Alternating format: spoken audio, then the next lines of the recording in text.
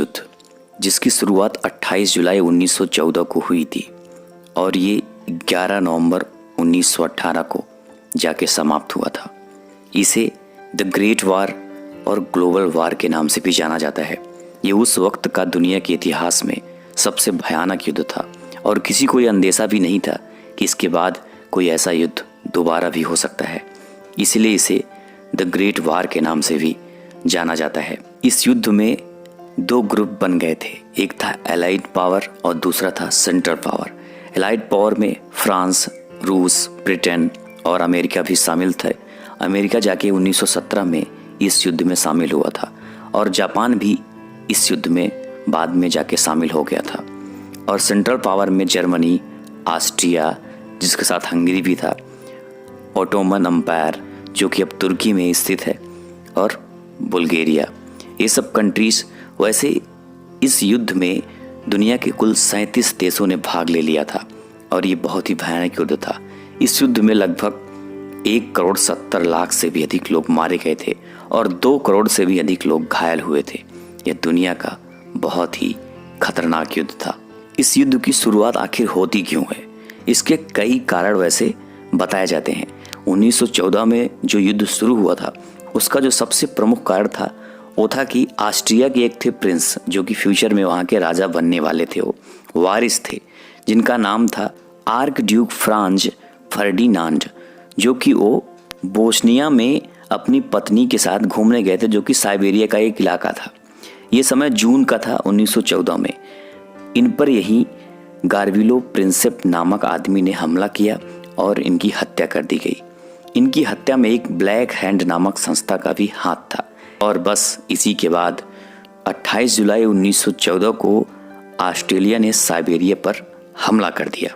अब आपके सामने एक है मैप। अब मैप में देख सकते हो आप, ये समझ लो ऑस्ट्रिया उस वक्त मतलब ऑस्ट्रो हंगेरियन एम्पायर था वो, तो ये ऑस्ट्रिया और नीचे है साइबेरिया। साइबेरिया में घूमने गए थे और वहीं पर उनकी हत्या हुई। ऑस्ट्रेलिया ने साइबेरिया पर हमला कर दिया। उसके बाद साइबेरिया ने रूस से मदद मांगी। रूस ने फिर ऑस्ट्रिया पर साइबेरिया के समर्थन में हमला कर दिया। अब इसको देखते हुए जापान ने क्या किया? रूस पर हमला कर दिया। किसके समर्थन में? ऑस्ट्रिया के समर्थन में। मतलब पूरी दुनिया एक दूसरे के समर्थन में एक दूसरे पर हमला करने लगे।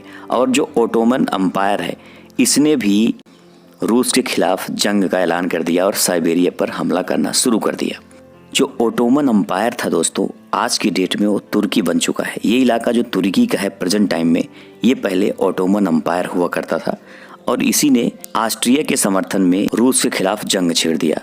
बस युद्ध की शुरुआत हो चुकी थी। धीरे धीरे फ्रांस भी जर्मनी के खिलाफ युद्ध का ऐलान कर दिया। उधर ग्रेट ब्रिटेन भी जर्मनी के खिलाफ युद्ध का ऐलान कर दिया। मतलब अब ये दोनों एलाइड पावर और सेंट्रल पावर एक दूसरे के अगेंस्ट युद्ध करना शुरू कर दिए थे। जो आपको मैप में दिख रहा है मेन इलाका युद्ध का यही था। इसी के इर्द गिर्द जो पूरा युद्ध था वो लड़ा गया था। और इस युद्ध में दोस्तों भारत भी शामिल था, क्योंकि आप सभी जानते हो उस वक्त ब्रिटिश हुकूमत थी भारत में, ग्रेट ब्रिटेन। ये देखो, इसलिए जो भारत की सेना थी वो ब्रिटेन के समर्थन में युद्ध लड़ रही थी।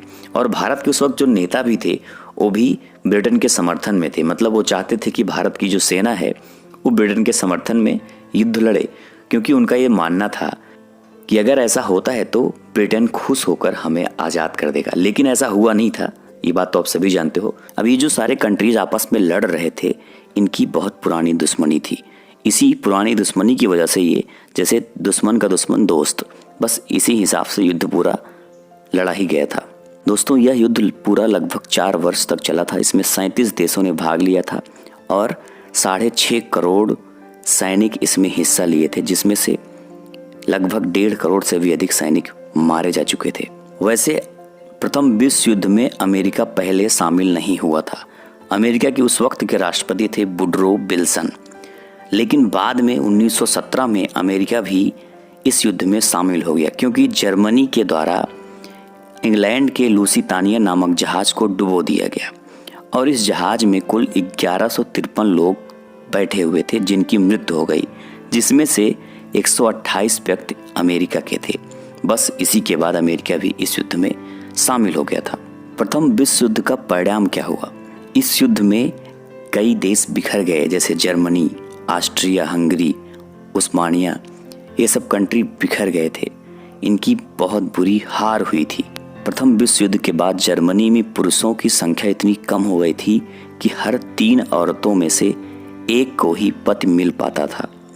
प्रथम विश्व युद्ध 11 नवंबर 1918 को खत्म हुआ था। कुल मिला के प्रथम विश्व युद्ध में जो सेंट्रल पावर था उसकी बुरी तरह हार हो गई थी। सेंट्रल पावर में सबसे प्रमुख जो देश था वो था जर्मनी, और इसमें सबसे ज़्यादा नुकसान भी जो हुआ था वो जर्मनी का ही हुआ था।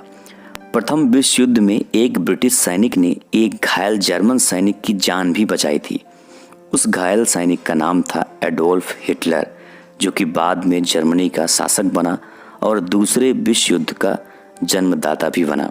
अगले वीडियो में मैं आपको एडोल्फ हिटलर की भी कहानी बताऊंगा। उसके बाद द्वितीय विश्व युद्ध कैसे शुरू हुआ, क्या हुआ, ये भी मैं आपको ज़रूर बताऊंगा।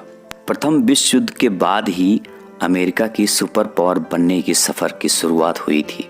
प्रथम विश्व युद्ध में जापान भी अमेरिका के साथ और जर्मनी के खिलाफ था और उसने युद्ध भी लड़ा